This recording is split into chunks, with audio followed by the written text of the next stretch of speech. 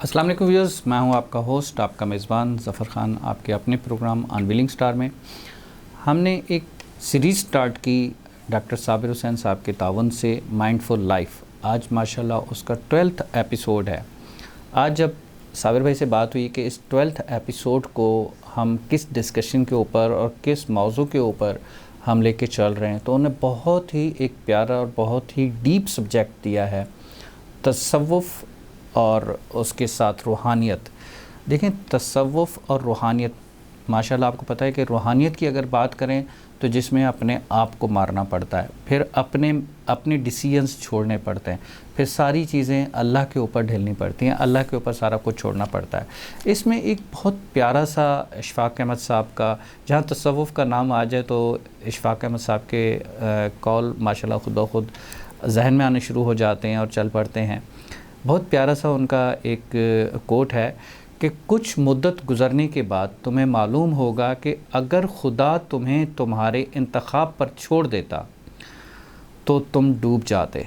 बहुत ही गहरी बात है कि अगर हम कहीं पर अपनी मर्ज़ी हासिल नहीं कर पाते या कहीं पर हमारी ख्वाहिश की तकमील नहीं हो पाती, तो उसमें अल्लाह की रज़ा होती है और अल्लाह हमारे लिए क्या सोच रहा होता है, क्या डिसीजन लेके बैठा होता है, डेफिनेटली अल्लाह को पता है। और अल्लाह अपने बंदों से 70 माओं से ज़्यादा प्यार करता है।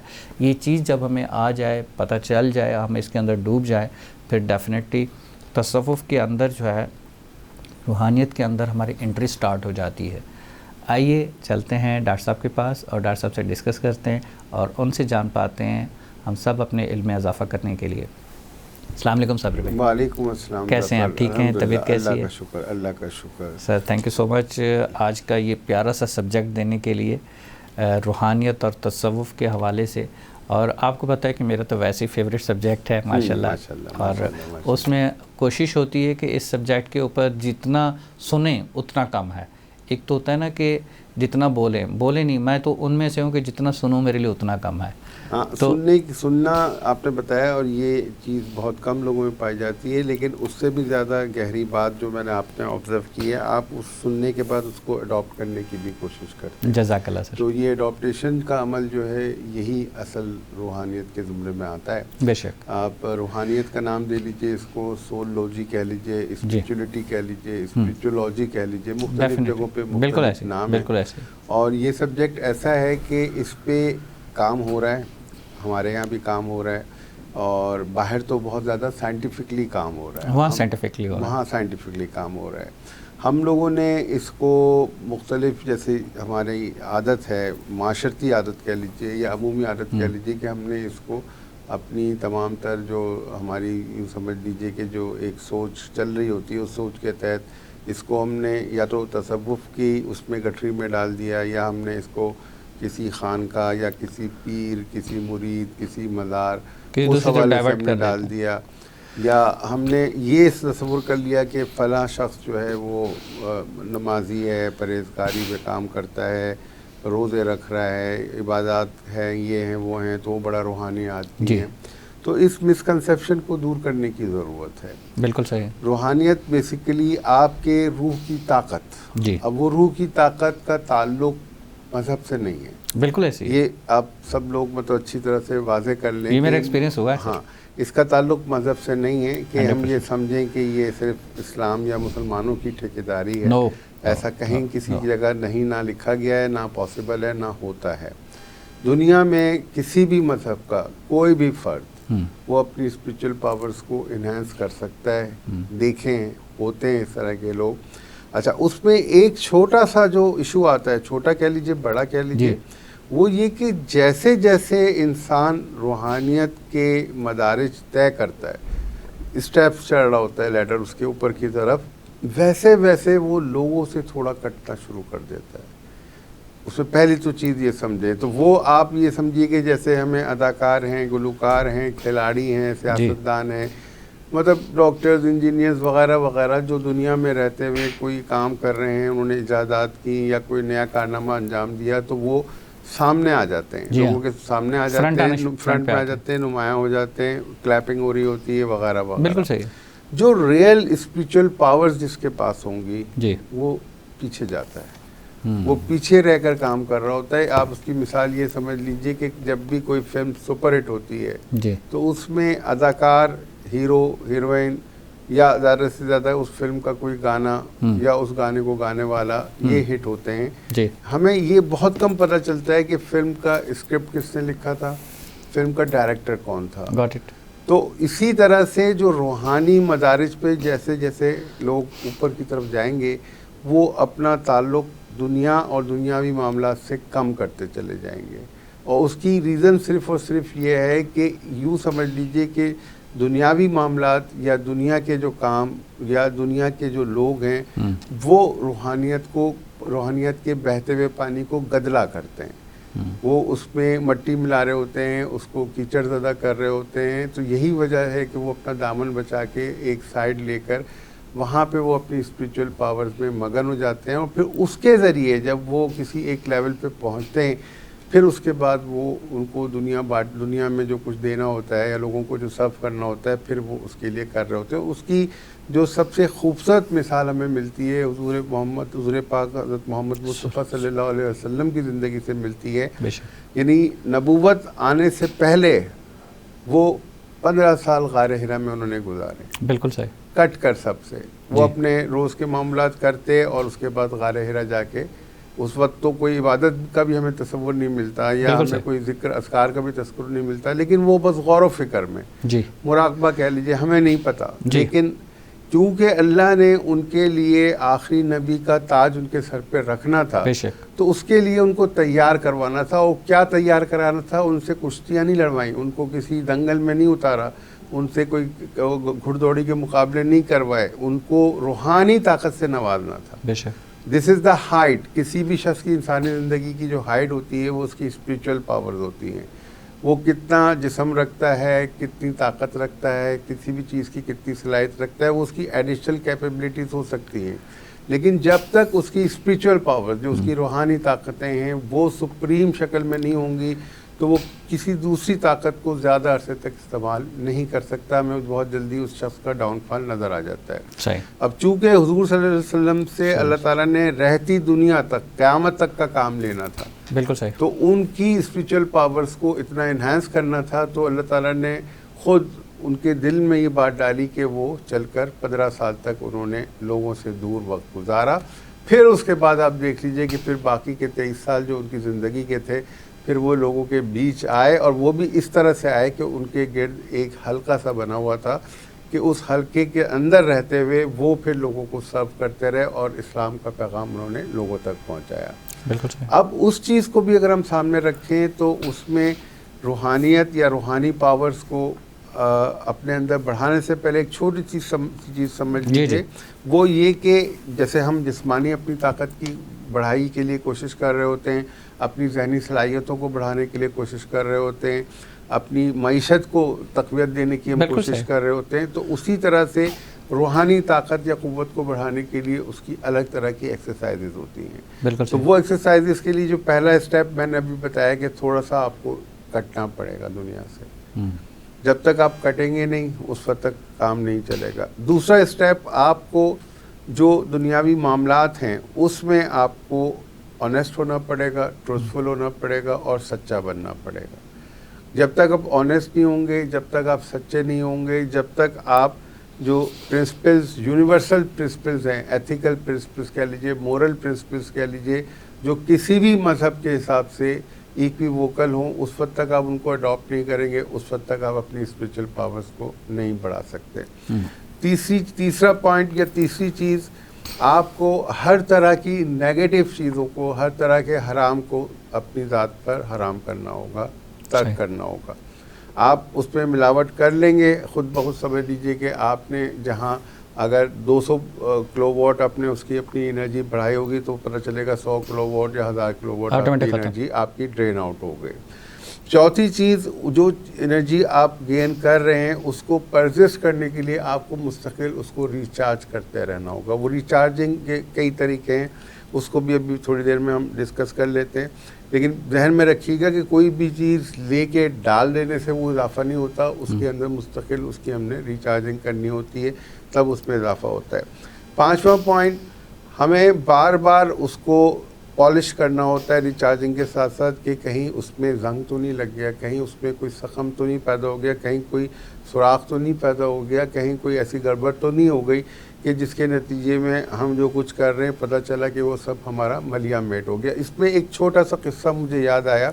अशफाक अहमद साहब जब प्रोग्राम करते थे ज़ाविया, तो उसके एक प्रोग्राम में उन्होंने जिक्र किया, बाद में उनकी जो किताबें छपी ज़ाविया 1, 2, 3, तो उसमें उसकी भी एक वॉल्यूम में उसका तस्करा है कि एक दफ़ा का जिक्र है कि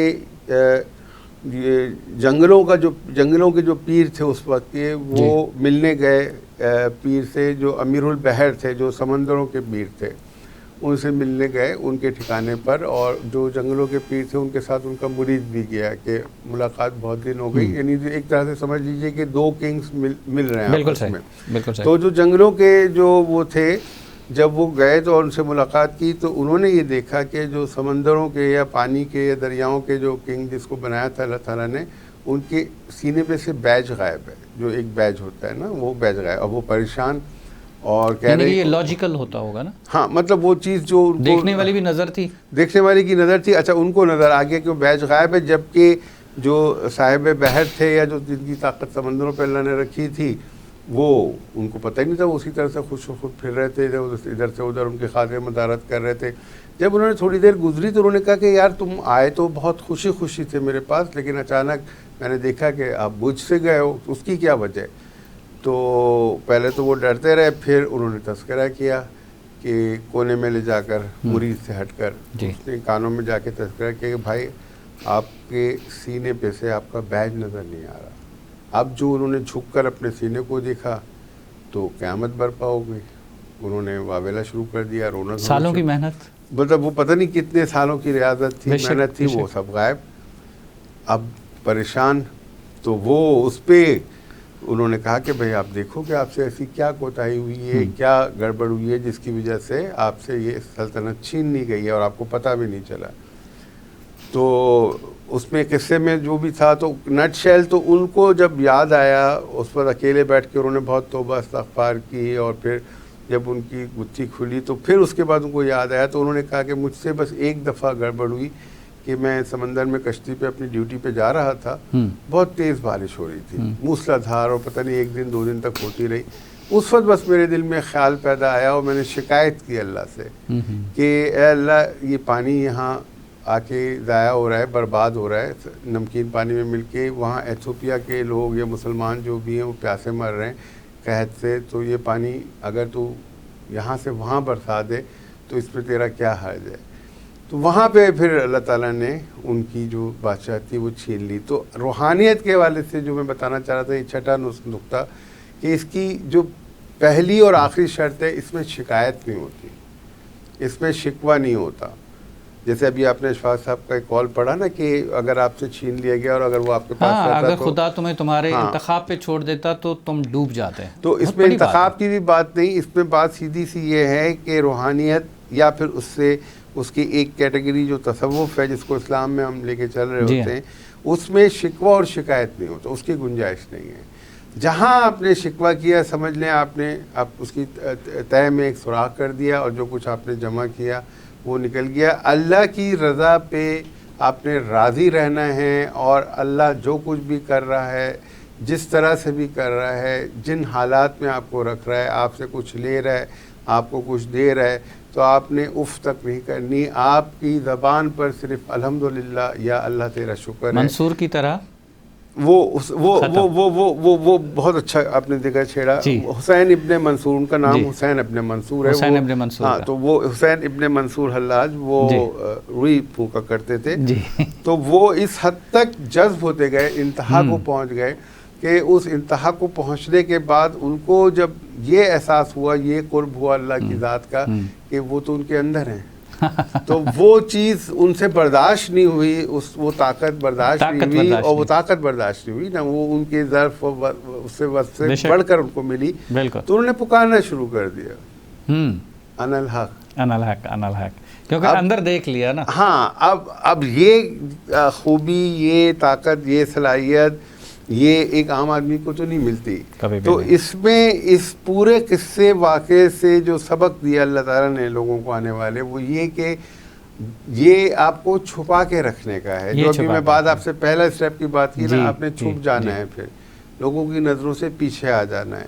जहां आपने इसको नमूदार करना शुरू किया, नुमाया करना शुरू किया, इसके आपने मेडल सजा के आगे चलना शुरू किया या इसको क्रेडिबिलिटी लेने की कोशिश की, तो वो किसी भी, आप उसको नाम कोई भी दे लें, आजकल तो 1 लाख नाम है उसके अंदर, या और आप इसका ट्रेलर देख रहे होंगे, हर टीवी शो पे आपको बैठे हुए लोग नज़र आ रहे होते हैं और उस पर वो गेटअप उन्होंने अपने बनाए हुए हैं, इस तरह से पगड़ियाँ हैं, दाढ़ियाँ हैं, अमामे हैं, नीले पीले गुलाबी चमकते हुए, पता नहीं कौन कौन से। इसमें जिस तरह से हुसैन इब्ने मंसूर अनल हक, और वही चीज़ के उसने देख लिया खुदा को अंदर, और अल्लाह ताला ने कह दिया कि मैं तेरी शारक से भी ज़्यादा करीब हूँ, और मन के अंदर अल्लाह एक निकलता रहता है, हमें सब पता है। यहाँ से मैं वापस कंटिन्यू करूँगा एक छोटे से ब्रेक की तरफ। व्यूअर्स चलते हैं एक छोटे से ब्रेक की तरफ, ब्रेक से वापस यहाँ से इंशाल्लाह स्टार्ट करते हैं।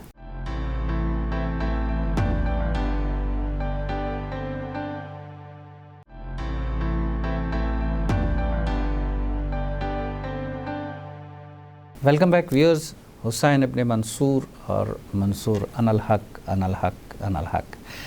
साबिर भाई, अल्लाह ताला ने कह दिया मैं तेरी शारक से ज़्यादा करीब हूँ, ठीक है, और दिल जो है हर इंसान का पाक होता है, हर इंसान का, ये भी अल्लाह ताला ने फरमा दिया, कह दिया। तो अब उसमें वही चीज़ आ गई कि जब इंसान के दिल के अंदर, मन के अंदर अल्लाह रहता है, शारक से ज़्यादा करीब होता है, सिर्फ समझने की ज़रूरत होती है, और जब दिख जाए तो फिर उसके ऊपर पर्दा रखना होता है। वही चीज़ आपके सारा खेल पर्दे का है।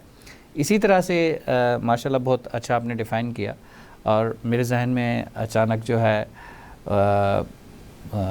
उसका आ गया जो माशाल्लाह जन्नत और दोज़ख बांटते थे बगलुल, ठीक है। हाँ, तो उन देखें कि अल्लाह के इतने करीब हो गए थे, दुनिया जो है वो उनको पागल पागल कहती थी, और बादशाह वक्त और उनकी मलका जो है वो जाती है कि बगलुल क्या कर रहे हो? उसने कहा जन्नत और दोज़ख बना रहा हूँ। उसने कहा जन्नत दोगे? तो मलका है, कहने के हाँ दे दूँगा। कि कितने में दोगे? कहने ये हार पहने हुए, ये हार दे दो। उसने हार उतार के दे दिया, तो उसने कहा जा जन्नत तेरी हो गई, एक जन्नत में से एक घर दे दिया। मलका गई, मलका जाके सो गई और अपने बादशाह को बताया, अपने हस्बैंड को, बादशाह को, कि मुझे जो है बगलौल ने जन्नत दी। उसने कहा तो पागल है, इस तरह से अपना हार दे के आ गई, ये वो। अब वक्त का बादशाह जब सोता है, तो वो वक्त के बादशाह थे, बुज़ुर्ग थे, वो जब सोता है तो उसको ख्वाब में मिलता है कि एक घर है जन्नत के अंदर, उस पर उसकी बीवी का नाम लिखा हुआ है, मलका का। तो वो सटपटा जाते हैं कि मेरे से ये क्या हो गया। सुबह सुबह उठते ही सीधा बगलौल को ढूंढने चलो भाई। गए, देखते तो बहुत दूर बगलौल बैठा हुआ है। बगलौल से कहते हैं कि यार कल तूने जन्नत और दोज़ख जो है ना, क्या कर रहे हो? उसने कहा कि जन्नत और दोज़ख बना रहा हूँ। उसने कहा मुझे एक जन्नत चाहिए। तो उसने कहा हाँ मिल जाएगी। कहने क्या लोगे? उसने कहा तुम्हारी पूरी बादशाहत। कहने के कल तो तुमने एक हार के बदले दे दी थी, आज मेरी पूरी बादशाहत। उसने कहा उसने बिन देख के ली थी और तू आज देख के आया है। देख कर आया है। बहुत ज़बरदस्त बात है। तो वो देखिए, वो चीज़ें जो है वो पहुँची हुई शख्सियात, वो बुज़ुर्गान, हम दिखने में बज़ाहिर हमें नहीं पता होता ये कौन है, क्या है। यही तो मामला है, यही तो रूहानियत है, यही तो अब ये भी अल्लाह ताला जो है खुद ब खुद आपका रास्ता उस तरफ से गुजार दे, आपकी किस्मत, आपका नसीब। और नहीं तो ऐसे लोग तो हमें छुपे हुए मिलते हैं, ऐसे लोग छुपे हुए मिलते हैं, ऐसे लोग हमें छुपे हुए मिलते हैं। एक जगह जो है बड़ा प्यारा सा कॉल अशफाक अहमद साहब का, ये ठीक है कि तुम एक गुलाब नहीं बन सकते, मगर उसका ये मतलब नहीं कि तुम एक कांटा बन जाओ। तो हम सब इंसानों के लिए बड़ा एक अट्रैक्टिव है। और यहाँ पर वो कहते हैं कि यहाँ एक राज की बात है, और वो मैं तुम्हें बता ही देता हूँ कि जो शख्स कांटा नहीं बनता बिलाखिर वो गुलाब बन ही जाता है। सही बात है। यानी कि आप अगर किसी ऐसे काम ना करें कि चुभने वाले, किसी को तकलीफ़ देने वाले, आप न्यूट्रल भी रहते हैं, तो आप एक ना एक दिन वो न्यूट्रल रहते हुए भी गुलाब बन जाते हैं। ज़फ़र, मैं जो कोशिश करता हूँ कि मिलने जुलने वालों से, दोस्तों से, अहबाब से, इवन अपने क्लाइंट से, जो मैं एक चीज़ ऐसी सजेस्ट ज़रूर करता हूँ हर शख्स को, वो ये कि अपने आप को नेगेटिविटी से बचा के रखें। बिल्कुल। नेवर से नेवर, आप नहीं ना कहें। आपको नहीं कहने की आदत पड़ गई तो आप समझ लें कि आप अज खुद अपने आप को रूहानियत पे नीचे लेकर आ रहे हैं। रूहानियत में नहीं है, शिर्क के अलावा बाकी कहीं नहीं है। आपने किसी चीज़ को मना नहीं करना। इसमें अल्लाह की तरफ से अज़न हुआ कि आपने मट्टी खानी है तो आपने मट्टी खानी है। आपने अपनी राय को, अपनी ख्वाहिश को सामने नहीं रखना।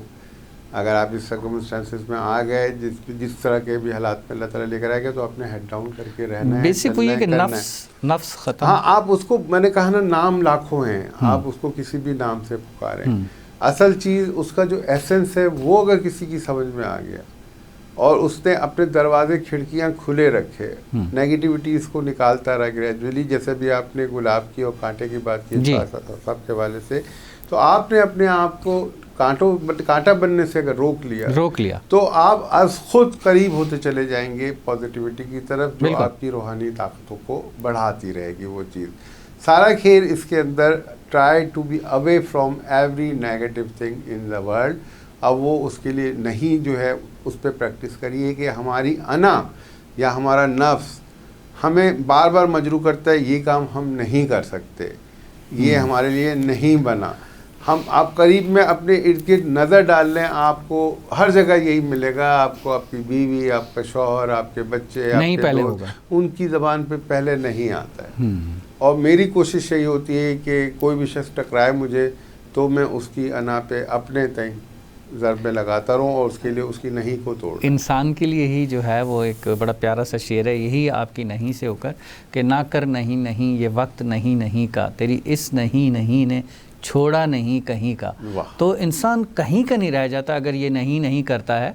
तो वही अल्लाह का हुक्म हाँ का है, यस का है, जी का है, सरनिगों का है। तो क्योंकि जिस तरह खिदमत खल्क है, अल्लाह ताला ने कहा ना कि हुकूक अल्लाह हैं, हुकूकुल इबाद हैं। हुकूकुल इबाद में नहीं कहाँ से आ गया? नहीं तो है ही नहीं ना, ना तो है ही नहीं, तो वो तो ना तो बिल्कुल ही ख़त्म हो गई। साबिर भाई, एक चीज़ रियल में मैं वहाँ पर नाम नहीं लेना चाहूँगा, मेरी आँखों के सामने से गुज़री और मेरी मुलाकात हुई। सबसे पहली चीज़ जो आपने ज़िक्र की तसव्वुफ़ के हवाले से, रूहानियत के हवाले से, कि जी ये डेफिनेटली अल्लाह के करीब कर देती है और अल्लाह ताला उस इंसान को, वो फिर क्या होता है कि उसके सारे वो तबक रोशन होते हैं, वो जो बोल रहा होता है वो हो रहा होता है, जो कर रहा होता है वो बस होता चला जाता है। डेफिनेटली बिल्कुल ऐसे ही है। वो मुस्लिम नहीं था, ठीक है, मैं दूसरा रिलीजन उसका नहीं बताना चाहूँगा। उसने अपने एक विजिटिंग कार्ड दिया मुझे। मैंने कहा आप क्या करते हैं? कहने मैं दुआ करता हूँ। माशाल्लाह। मैंने कहा अच्छा जी, आप दुआ के क्या करते हैं? तो कहने के ये मेरा नंबर है, लोग मुझे भेजते हैं, मैं दुआ करता हूँ जिस काम के लिए, तो उसका काम हो जाता है। ब्यूटीफुल। मैंने कहा गुड। तो कहने आपने भी अगर दुआ करानी हो तो आप मुझे अपना भेज दीजिएगा, जो भी आपका काम हो वो हो जाएगा, काम गारंटी से होगा, इसके चार्जेस होंगे। जहाँ तक गारंटी से होगा, जहाँ तक दुआ करूँगा वहाँ तक तो मैं ठीक था, जहाँ उसने कहा चार्जेस होंगे वहाँ पर मैं थोड़ा सा खटका। ठीक है, वो चीज़ इस हवाले से आप क्या कहेंगे कि वो चीज़ क्या मुझे क्यों इस तरह से फील हुई? मैं, उसकी अपनी सोच होगी, मेरी अपनी सोच है, मेरी सोच से आप वाकिफ़ हैं, ठीक है, व्यूअर्स भी तकरीबन वाकिफ़ हैं, ठीक है कि क्यों अच्छा अब करनी तो दुआ है। हाँ ठीक है। अब देखें, दो बातें आ गई, और उसने इस चीज़ की भी गारंटी दी कि मैं जो दुआ मांगता हूँ मेरी पूरी होती है, ठीक है, और मेरे वो जो काम होता है इंसान का हो जाता है। और कह रहे कि मैं डेली बेसिस पे मेरे पास कॉल्स आ रही होती हैं, मैं उनके काम कर रहा हूँ तो पेमेंट ले रहा होता हूँ, और सिर्फ दुआ करता हूँ, दुआ के अलावा कुछ नहीं करता। अच्छा, ये भी उसने यानी कि बिल्कुल ही 100% बिलीव के साथ कहा कि मैं दुआ के अलावा कुछ नहीं करता, कुछ और काम नहीं करता। सफ़र इस पे अब 2-3 किस्से मैं आपको छोटे छोटे सुनाता हूँ, तो आप समझिएगा इस बात को। अगेन मैं अशफाक अहमद साहब को कोट करूँगा, मेरे उस्ताद हैं रूहानी, उनसे मुलाकातें भी रही, ख़त व किताबत भी रही उनसे। बिल्कुल। तो अगेन ज़ाविया ही का एक किस्सा है बहरूपिया के नाम से। तो उसमें कुंदन नामी एक बहरूपिया था, औरंगज़ेब आलमगीर के दरबार में गया, और उनसे इनाम या कुछ मांगा, तो औरंगज़ेब ने उसको धत्कार दिया कि भाई मैं ऐसे फ़नकारों पे पैसे नहीं, कोई मुस्तहिक हो तो उसको मैं कर रहा होता हूँ। तो वो चला गया, और लेकिन उसने अपने दिल में अहद कर लिया कि मैं औरंगज़ेब से लेके रहूँगा पैसे। चला गया और जाके वो किसी दूर दराज की बस्ती पे सरहद के किनारे जाके बैठ गया, और वहाँ जाके उसने अपना डेरा सा बना लिया, हुलिया तब्दील कर लिया, दाढ़ी और ये वो सब करके। और मुस्तकिल अगले 3-4 साल 5 साल तक वो उसी लिए मेरा लोगों का हुजूम उसके पास जाता रहा, वो दुआएं करता, उनके काम पूरे होते, नजराने चढ़ाते, आ जाते। दुश्मन फौज ने हमला किया और औरंगज़ेब को हर महाज पे शिकस्त होने लगी, तो किसी दरबारी ने मशवरा दिया कि फ़लाँ जगह एक बुज़ुर्ग बैठे हुए हैं सरहद के पास, तो उनसे दुआ करवाएं, उनकी दुआ पूरी हो जाती है। औरंगज़ेब ने कहा मैं तो करवाने के लिए तैयार हूँ। औरंगज़ेब चला गया, वहाँ वही जो कुंदन बहरूपिया था वो बहरूप बदल के बैठा हुआ था, उसने पहचान लिया औरंगज़ेब को, औरंगज़ेब नहीं पहचान सका। समाओ उसने दरख्वास्त की, दुआ की, वो काम पूरा हो गया और दुश्मन फौजों को शिकस्त मिल गई। औरंगज़ेब बहुत उसका मुतक़िद हुआ कि भाई मुझे इसने मतलब दुआ की और मेरा काम हो गया। तो उसके बाद उसको अपने दरबार बुलाया और इनामात के गट्ठर उसके सामने रख दिए। तो उसने कुंदन बहरूपिया ने कहा मैं आपसे नाम नहीं ले सकता आप, और उसने कहा कि आपने मुझे पहचाना? उसने कहा नहीं, मैं वही हूँ जो 5 साल पहले आया था आपके दरबार में फनकारी करता हुआ और आपने मुझे मना कर दिया था, और आज देखें आप जितना मैं मांग रहा था उससे कई हज़ार गुना आप मुझे दे रहे हैं, लेकिन मैं अब मना कर रहा हूँ। रीज़न पूछा तो उसने कहा देखिए सर जी, मैं जो भी था जो भी हूँ, लेकिन मुझे अपने इस बहरूप का पास रखना है। अब अगर अल्लाह ने मुझे इस बहरूप की शक्ल में, मैंने तो ये बहरूप बदला था आपसे नाम लेने के लिए, लेकिन उसके साथ साथ मेरे दिल में इतनी तब्दीली आ गई कि अब मैं अपने इस बहरूप को अपना असली रूप समझने लगा हूँ, और अब ये मुझे कहता है कि मुझे अब आप अल्लाह की राह में मैं सब दुआ कर रहा होता हूँ, तो मैं अब आपसे नहीं ले सकता। और उसने मैसेज ये दिया है कि एटलीस्ट कि जो बहरूप आप बदलें, जिस बहरूप में आप लोगों के सामने आए उसका पास रखें। तो आप जिन साहब की मिसाल दे रहे हैं, काम वो बहुत अच्छा कर रहे हैं, राइट, और उसके हिसाब से अगर वो कर रहे हैं दुआ का सिलसिला, तो पता नहीं, मैं उसको कुछ नहीं कह सकता, मैं मतलब महफूज रखूँगा अपनी राय। उससे रिलेटेड कल का वाक़या है, कल शाम को मेरा स्टूडेंट है, वो अपने किसी और दोस्त को उसकी बीवी के साथ लेकर आया। उसकी बीवी के साथ मसले चल रहे हैं 11-12 साल से, 11 साल शादी को हो गए उसके, और वो अब तक कोई 11-12 आलिम बदल चुके हैं, डॉक्टर इलाज के पास नहीं गए।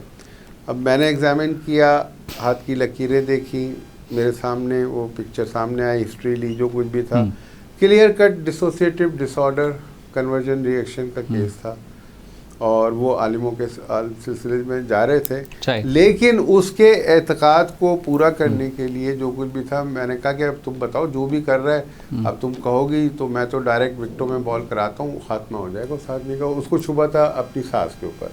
मैंने कहा बैठो, अब तुम अपनी ज़बान से कहो, मेरे मुवक्किल सुन रहे हैं सारे ये सब बातें। तो वो आए बाएँ शाएँ हो के यूँ आप बताएं करूँ नहीं करूँ। मैंने कहा डिसाइड तुम करो। कहने लगी कबूल है। मैंने कहा कबूल है क्या? दूसरी शादी तुम्हें करनी है जो कबूल है? भाई तुम अपने मुंह से बताओ कि क्या कबूल है। वो तुम कहोगी तो भी दुआ करेंगे। बहरहाल उसने अपनी ज़बान से जब कहा ओके किया, उसके हस्बैंड ने परमिशन दी, तो जितने भी 4-6 लोग बैठे थे बाकायदा मैंने दुआ मांगी उसके लिए, जेन्युइन दुआ मांगी, बात ख़त्म। फिर उसके बाद जब मैंने उसको क्लिनिकल एग्जामिन करने के बाद, मेंटल स्टेटस करने के बाद जब दवा का पर्चा उसको दिया, तो उसके बाद मैंने फ़ीस उसको कह दिया कि भाई, और फीस में मैंने 50% डिस्काउंट कर दिया। वो स्टूडेंट मेरा लेकर आया था। तो वो बाद में वो लोग तो चले गए, स्टूडेंट बैठा रहा अपनी बीवी के साथ। कहने लगा सर वो जो है अपना बताने लगा कि हम जब इनके घर गए 1.5 महीना पहले, उसके बाद से जब सी आए तो हम पर भी असरात हो गए ना। वो ज़ाहिर उसके इन्फ्लुएंस में आ गए, एक्सीडेंट होते होते बचे 3-4, ये काम नहीं हो रहा, वो रुकावट, सब चीज़ें वगैरह वगैरह। मैंने फिर उसको कहा, मैंने कहा अब तुम्हें समझ में आना चाहिए कि मैंने फ़ीस क्यों ली इनसे। ये एक बैरियर है, दिस इज़ द बैरियर। तो मैं उन साहब का बता रहा हूँ, it could be one of the spiritual reasons in case के हर शख्स अपने मसाइल के हल के लिए दुआ मंगवाता है ना। ऐसा तो नहीं है कि कोई अलग से कोई मतलब पॉजिटिविटी में उसको करने के लिए किसी ना किसी शख्स में मसले में होगा तो उसकी दुआ मंगवाएगा। बिल्कुल ऐसी। अब होता ये है कि रूहानियत के अंदर जो आपकी नेगेटिव एनर्जी है, सपोज जो साइल है, जो मसले में शिकार है, वो जाता है साईं के पास या जो मसला हल करता है, जो कुछ भी है, और वहाँ पे भी आप देखो कि उस पर यानी आप एक प्रैक्टिस बनी हुई है नजराना जी। वो मिठाई का एक दोना कह लीजिए, 2 गुलाब जामुन, 2 रसगुल्ले, वो एक तरह का वो एक बैरियर है। उस बैरियर में उसकी नेगेटिविटी वहाँ ट्रांसफ़र होने से बच जाती है। ये रूहानियत के अंदर है। ये थोड़ा सा मुश्किल में समझ में आएगा। आप उस चीज़ का मुआवजा एक तरह से ले रहे हैं। जब आपने मुआवजा ले लिया तो वो चीज़ आप पर हावी नहीं होगी। अगर किसी भी किस्म का रूहानी इस तरह का मसला या असराती यानी कि मसला आपके है, ख्याल में वो जो मैं उन साहब को चार्जेस डिफेंड नहीं कर रहा हूँ, नहीं जो चार्जेस हैं या कुछ भी है XYZ एनीवन कोई भी ले रहा है तो वो जायज़ हैं और वो होने चाहिए। मैं ये कह रहा हूँ कि अगर आप वाक़अतन किसी भी शख्स के रूहानी या जिस किसी भी तरह के मसाइल को हल करने के लिए किसी रूहानी टूल की मदद ले रहे हैं तो उसके अंदर आप अगर ले लें तो ज़्यादा बेहतर है, क्योंकि उसमें आप उन मसाइल की नेगेटिविटी के असर से बच जाएंगे। अच्छा, जो वो लेना मतलब बेहतर है, वो बेहतर है, वो 4 आने हों, वो 4 रुपये, एनीथिंग, किसी काम की सूरत में, किसी की उसकी सूरत के अंदर, या जैसे मैं करता हूँ कभी, यार चाय लिया हो, यार चाय का कप पिला दो, ये कर दो, वो कर दो, वगैरह वगैरह, मैं हेले बहाने से वो चीज़ को न्यूट्रलाइज कर देता हूँ। रूहानियत में न्यूट्रलाइज करना सर भी यहाँ पर एक बहुत प्यारी सी मिसाल है, लेकिन ब्रेक के बाद मैं आपको बताऊँगा।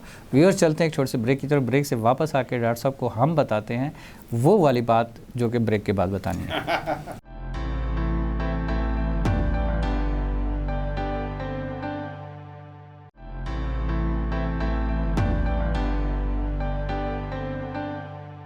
Welcome back viewers. साबिर भाई, हमारे एक दोस्त थे, डॉक्टर साहब थे वो भी, तो उनसे क्या होता था कि कोई दवाई लेने जाता था, दवाई जिस तरह से हमारे जैसे कुछ फ्रैंक भी चले जाते थे, वो भी दवाई ले लेते थे, तो कहते यार यहाँ फ़ीस दोगे ना तो आराम आएगा, अगर नहीं दोगे तो आराम नहीं आना, बाकी तुम्हारी मर्ज़ी है, मुझे नहीं चाहिए पैसे, अब दवाई ले जाओ, नहीं देने ना दो, ले जाओ, आराम नहीं आएगा। सही कहा, ठीक है, पैसे कुछ भी दे जाओ, जो पेशेंट है वो तो उसने तो प्रॉपर देना है, ठीक है, लेकिन जो बहुत क्लोज है, कुछ है, कुछ ना कुछ दे के जाओ तो आराम आएगा। अगर ऐसे जाओगे ना तो तुम्हें आराम नहीं आना। सर वो आपकी वाली बात जो है ना, हाँ, मुझे अच्छा, क्लिक आप कर गई, उसमें देखिए, लॉजिक मुझे समझ में नहीं हाँ, आई। नहीं लॉजिक तो हमें कभी समझ में सारी उम्र नहीं आती है, कभी आती है तो बहुत आखिरी उम्र में समझ में आती है। इसमें आप बहुत सिंपल सी लॉजिक है, मैं तो ये सबसे कह रहा होता हूँ कि अल्लाह ताला भी बगैर कुछ लिए आपको कुछ नहीं दे रहा होता। आप हेड डाउन करेंगे अल्लाह के सामने, उसकी चीज़ों को फॉलो करेंगे तो तब जन्नत की गारंटी दी गई है, वो भी डाउटफुल जी। आप नहीं करेंगे, you would not be getting anything. तो जब हमारा खालिक हमें,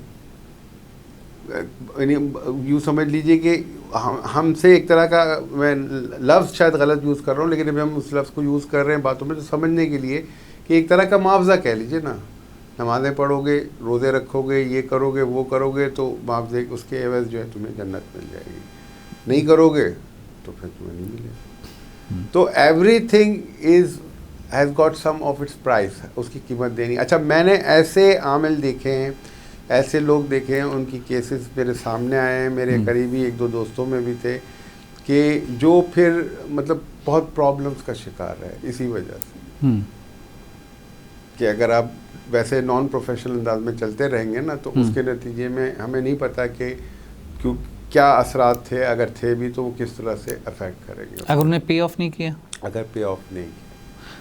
अच्छा चले, ये कॉन्फिडेंशियल सी चीज़ होगी हर हामिल के लिए या हर एक ऐसे रूहानी शख्स के लिए, और लेकिन मैं आपसे देखिए ज़फ़र, मैं आपसे फिर कह रहा हूँ कि जो असल रूहानी ताकत होती है ना, वो आपको इन सारे शोबों से महफूज रखती है जी।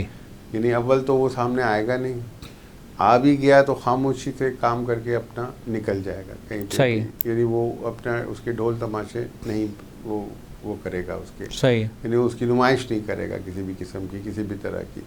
वो आएगा तो किसी और रूप में आपके सामने आएगा। जैसे अशफाक अहमद साहब कहते थे कि बाबा आपके दरमियान में है, आप उसको सर्च करें। फिर उन्होंने बाबा की जो मिसाल दी, वो ये मिसाल दी कि वो देने वाला है, वो खिदमत करने वाला है। वो आएगा, खामोशी से आएगा, आपका कोई प्रॉब्लम चल रहा होगा, वो आपको इस प्रॉब्लम से निकालेगा और अपने रास्ते निकल लेगा उसके अंदर।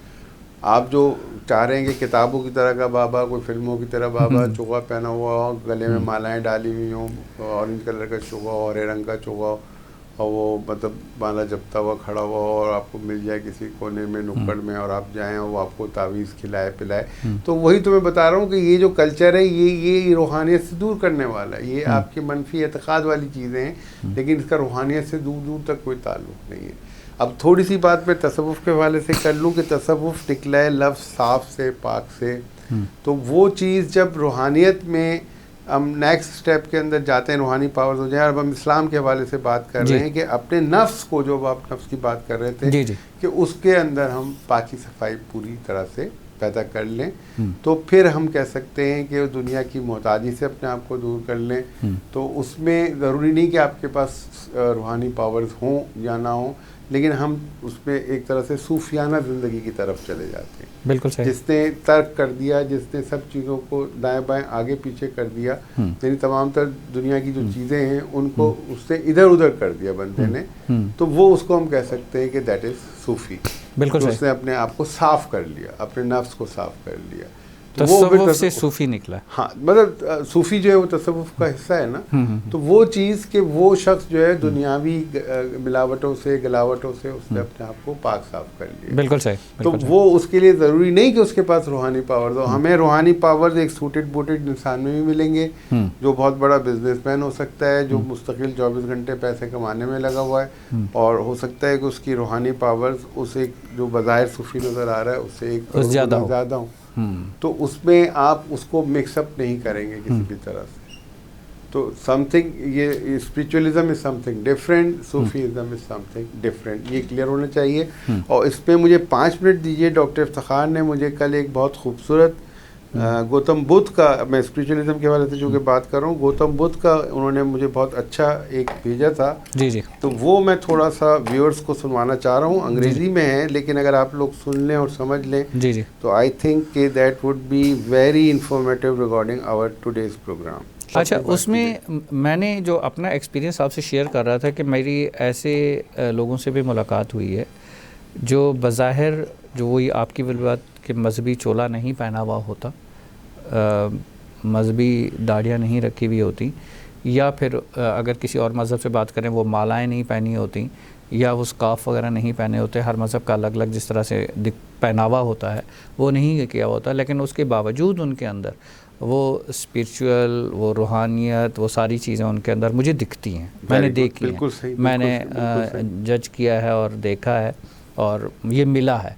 और इसमें सबसे मेन चीज़ आ जाती है कि जिस तरह से अल्लाह ताला ने कह दिया ना कि कुरान मजीद जब शुरू हुआ तो अल्हम्दुलिल्लाह रब्बिल आलमीन से शुरू हुआ, कि तारीफ़ उस रब की जो तमाम जहानों का रब है। उस जहान के अंदर सब शामिल हैं, सब इंसान शामिल हैं, सिर्फ मुसलमानों का रब नहीं, रब्बुल मुस्लिमीन नहीं, रब्बुल आलमीन, हर मखलूक शामिल है। वही मैं कह रहा हूँ, हर मखलूक शामिल है, सारे आलमीन शामिल हैं। तो उसमें कि सिर्फ मुसलमान शामिल नहीं है।